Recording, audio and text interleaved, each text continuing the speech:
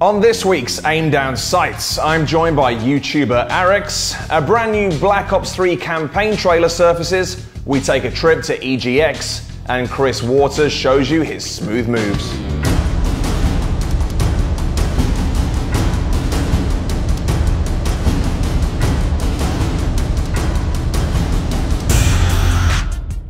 Hello and welcome to Aim Down Sights, broadcasting Black Ops 3 news to the world from our secret London bunker. This week I have the pleasure of being joined by Arix Noon, a YouTuber who has rapidly risen to prominence with his deep, informative gaming videos. Alex, thank you so much for joining us. Thank you for having me. Good stuff. Now, get ready to receive some intel.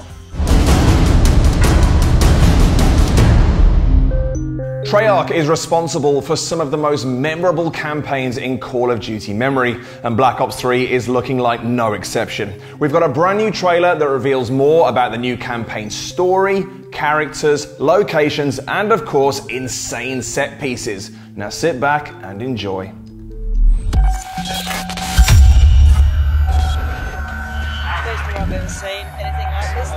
Storms return to the southeast this afternoon. Flooded coastlines means thousands of displaced residents, farmers, businesses. We are at war. We wanted a perfect future. And fuck, we got it. I wanted to be a killing machine, and they made me one. One of the perks of being Black Ops is having access to the latest in experimental weaponry. You've got a new bit of hardware inside your head. It's called a direct neural interface. Your mind truly is your greatest weapon. My brothers have gone dark, but nobody knows just how far. Holy shit. I don't think these people volunteered. I've got to chase the chaos as deep as it goes. The last reported operation at this station was John Taylor's team. The people who did this are traitors. They're gonna continue to help the enemy. We need to fight back. But when I look at the hard truth, I may not want to come back.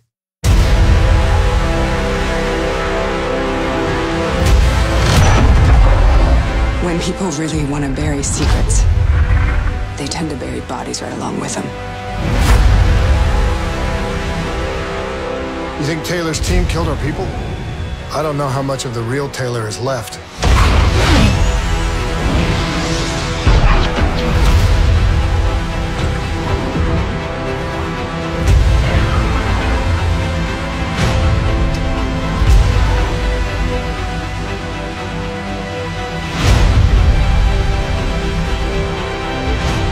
Please don't. You don't know what this will do.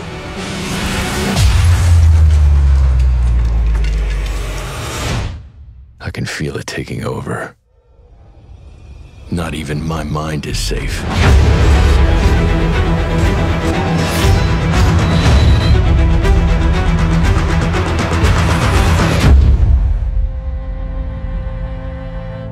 You still in there, John? Do you hear me?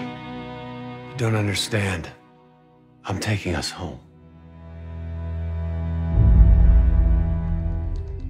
So what do we learn in this? Well, once again, we see the direct neural interface, for example. So what do we think the implications of that are? I mean, that's obviously like the step forward from we've seen from Exosuits. You know, they were obviously things you wore before, whereas now it's obviously completely, wired into you, which means obviously if it taps into your brain, there probably somewhere there's going to be a guy in an office controlling what you're doing or influencing what you're seeing and thinking. And we certainly get some hints of that where people aren't quite sure how much they're in control anymore. Especially when it kind of zooms on the guy's eye and you can sort of almost see the computer chip there. So yeah, I think it's going to be interesting to sort of work out whether there'll be parts of the campaign where maybe you're not actually playing what you're doing, maybe you're thinking you're experiencing something. So, you're going to have this kind of constant battle of, is this real or is this in my mind? So it's going to be interesting. Following in the footsteps of Advanced Warfare's fantastic motion and facial capture, we see an actor I recognise from a variety of TV shows and movies, Christopher Maloney, probably reprising a role of sorts that we've seen in Man of Steel, where he was a military figure in that. He's someone for whom the direct neural interface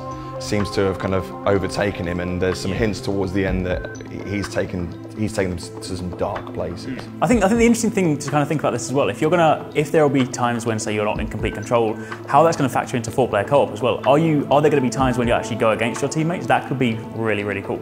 And are we actually fighting the enemy at all? Yeah, are we just in a pod and we're going to wake up and suddenly, oh, it was a dream?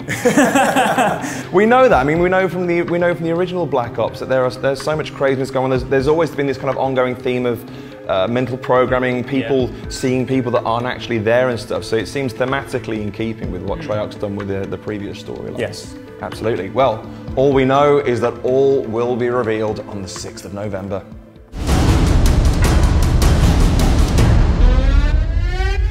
Now, UK gamers were treated to the biggest gaming expo in the country last weekend, courtesy of EGX. For our overseas viewers, EGX is just like PAX or the EB Games Expo, only with different accents. Was Black Ops there? Of course Black Ops was there. Check it out. If ever there was a time to come to EGX, I would say it's now. Why, Adam, might you ask? Oh, you know, just this little game called Black Ops 3. Here at EGX 2015, it is available ahead of its launch date for us to play. Let's catch up with the YouTube community and the fans and find out what you guys think so far. I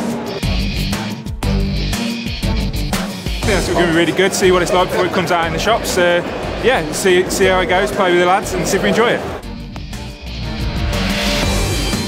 If I'm going to ask anybody about the intricate details of Call of Duty, it's going to be this guy, Mr. Dalek JD. It's good to see you. What do you think are some of the key features that are really worth getting excited about? The key things that they're looking forward to the most is probably the multiplayer movement. So you can control yourself a little bit better. You can run on walls as well, which adds for some really crazy gameplay. There's a lot of futuristic weapons. There's just a lot of fun to be had with Black Ops 3. Very good, love it.